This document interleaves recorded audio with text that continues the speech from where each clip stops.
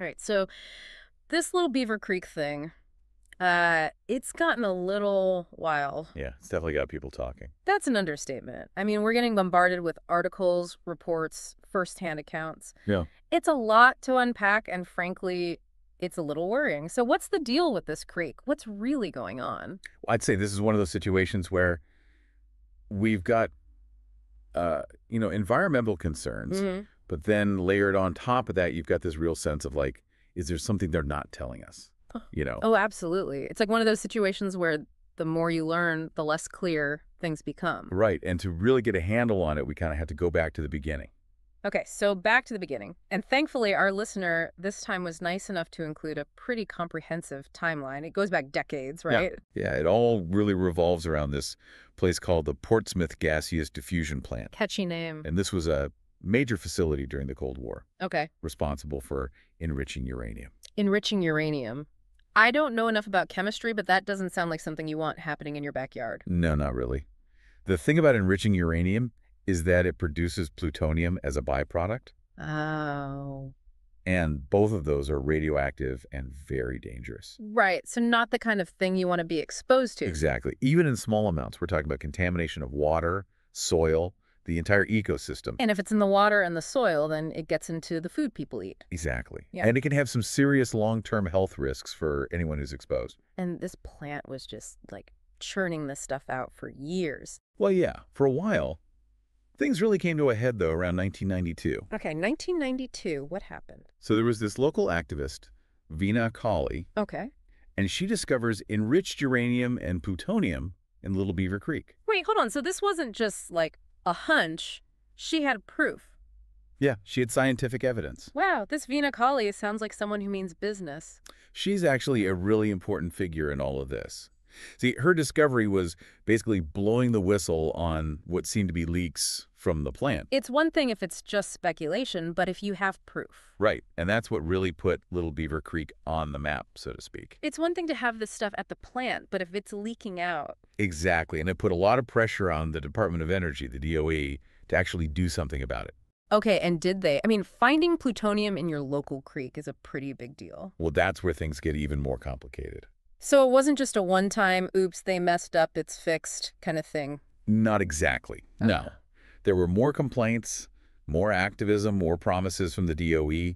But then in 2012, someone filed an EPA complaint Okay. about this weird blue film covering parts of the creek. A blue film, like on the surface of the water. Yeah, it's in one of the articles. Okay, that's not normal, right? For a creek, I mean. No, not unless there's some very specific algae blooming or something. Right, this is Ohio, not Pandora. Exactly. And this blue film is where the past and the present kind of converge. Okay, because this is where it gets even weirder, right? Like, we're not just talking about some contamination from decades ago. This is recent. Yeah. You're talking about the discoveries made just this year, right? Yeah, like it's like something out of a movie or something. Go on. So one of the articles our listener sent in mentions this journalist, and they find a pipe leaking this blue liquid Okay. directly into Little Beaver Creek. Like, there's photos and everything. Wow. That's It's one thing to hear about contamination, but then to see that visual, right. it's hard to ignore. It definitely makes it feel more real and immediate, doesn't Right. it?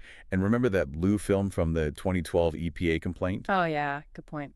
Hard not to wonder if they're connected. Okay, so we've got this visual evidence, this blue stuff, and then a report comes out from a Dr. Michael Ketterer. Okay, I know Dr. Ketterer. He's a scientist who's been studying the area for a while. And his report, it's called Radioactive Contamination and Distrust. Right. So he finds even more evidence of contamination in Little Beaver Creek. But here's the thing. What's that? The timing of this report is what gets me, because it comes out just as the DOE begins this big excavation project near the creek. Interesting. So they start digging right after a scientist confirms there's still contamination. Yeah, it's kind of like, were they hoping to get ahead of the story or something, you know? It definitely raises questions. This excavation, the timing, the lack of information about it, it just feeds into the distrust that's already there. For sure. And it's not just about the environment anymore. It's about the people who live there. Right, the human impact. Exactly. They're worried about their health, their property values. Like, what happens if you need to sell your house and you live next to a radioactive creek, you know? It's a valid concern. And it's not just the physical health risks either. It's the stress, the anxiety, the feeling of not knowing what's going on. Right, like, is my family safe? Is my water safe? Those are basic needs, and when those are threatened, it creates a lot of uncertainty. So who are the main players in all of this? We need a program. Right, so we've got Vina Colley, our whistleblower from the 90s. She's still a key figure. She doesn't give up, does she? Nope. And then there's Gina Doyle. She's with this group called Don't Dump on Us. They've been really vocal about getting the DOE to be more transparent. Okay, and then there's the Department of Energy themselves, right? Right, the DOE. And their role is kind of complicated because on the one hand, they're responsible for cleaning up the mess. Right, because it was their plant. Exactly. But on the other hand, they haven't exactly been forthcoming with information. Which kind of makes you wonder what they're trying to hide. It's a tough spot to be in, for sure. You want to believe they're doing the right thing, but then that lack of transparency makes it difficult. It's like, just be honest with people, you know? Even if you messed up, tell us what's going on. Honesty goes a long way, especially in situations like this where there's so much at stake. Our listener actually pulled some quotes that I think really highlight this whole trust issue. Oh, yeah. Like what? So there's this one from Gina Doyle. She says, "We demand that signs are posted stating the contamination and that DOE is transparent to what they are doing. The public deserves an answer." I mean, she's not wrong. And then there's this other quote. It's from a resident who wanted to remain anonymous, but it really stuck with me. "This is no longer just an environmental issue. It's a matter of public trust." Wow, that's powerful. Right.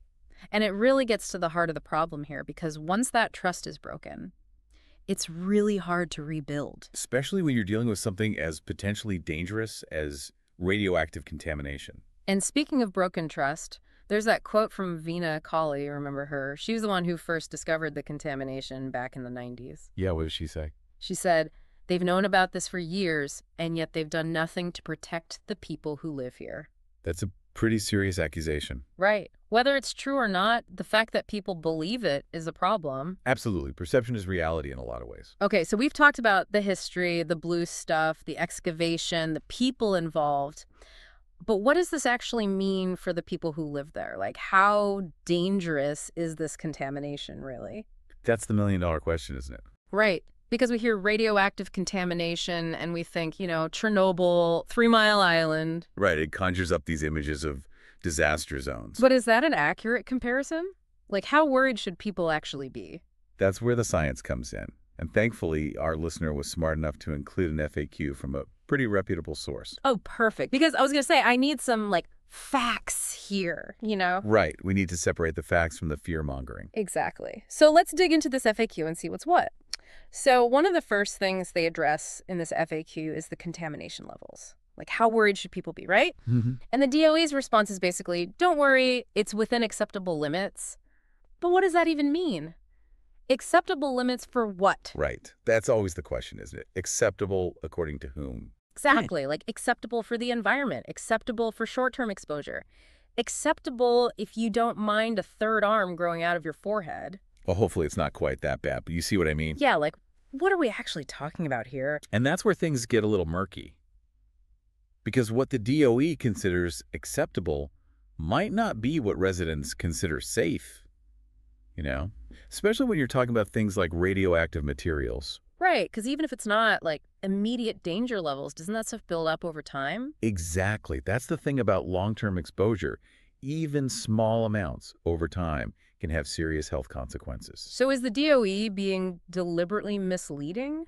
Or are they just, bad at communicating? I don't think it's usually intentional deception, to be honest. I think it's more a case of them wanting to reassure people without necessarily addressing the nuances of the situation. Okay, that makes sense. So, what are they not telling us, even if they're not outright lying? Right, like when they say acceptable limits, what are those limits based on? Right, good point. Is it the most up-to-date research? Have they factored in things like, what happens when people are exposed to this stuff for years? Right, or what if there's something else in the water? What if it's not just the radiation, but also some other chemical or something? Exactly. And have they had independent experts review their findings? Experts who don't have a vested interest in downplaying the risk. That's a good point. It's one thing if it's like their own internal people saying it's fine, but you want someone from the outside to take a look, right? Absolutely. You need that independent verification to really inspire confidence. Okay, so it's not just what they're saying, it's what they're not saying.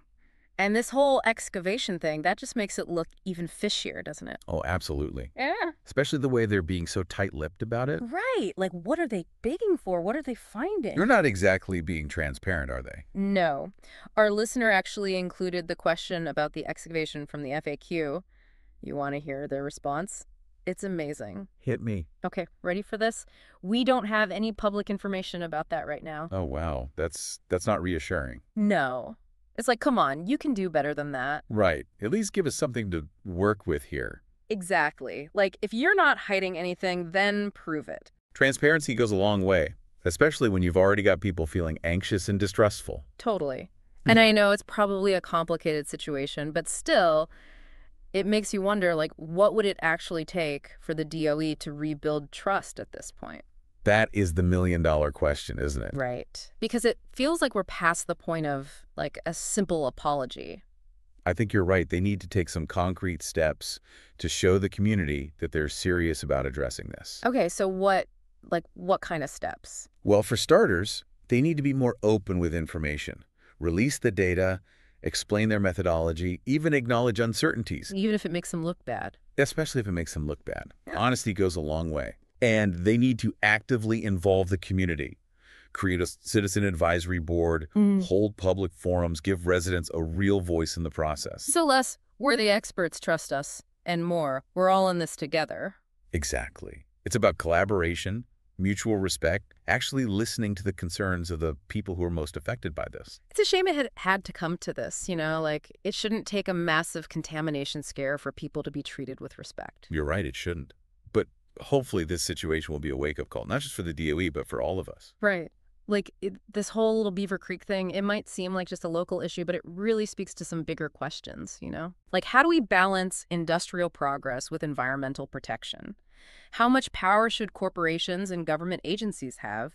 And how do we hold them accountable when something goes wrong? Important questions, all of them. Yeah, and tough questions, too. But they're questions we need to be asking. So if you're listening to this, don't just scroll away when this is over, Think about it for a minute. Do some research, get informed, make your voice heard. Because what's happening in Little Beaver Creek, it could happen anywhere. That's one thing we can all agree on. All right, everyone. Thanks for diving in with us. Stay curious, stay informed, and we'll catch you next time.